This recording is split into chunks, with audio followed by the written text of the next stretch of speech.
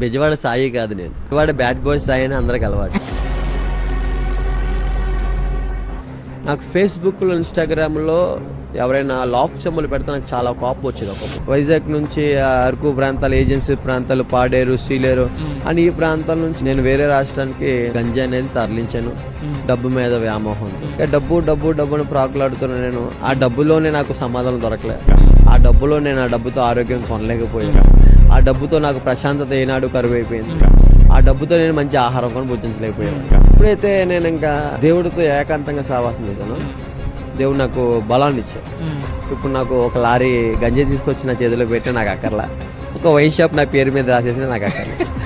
ఈ social media అని చెప్పొచ్చు. నేను మోకాళ్ళ మీద సాక్ష్యం చెప్పడానికి కారణం ఒకళ్ళ జీవితం నన్ను ప్రభావితం చేసింది.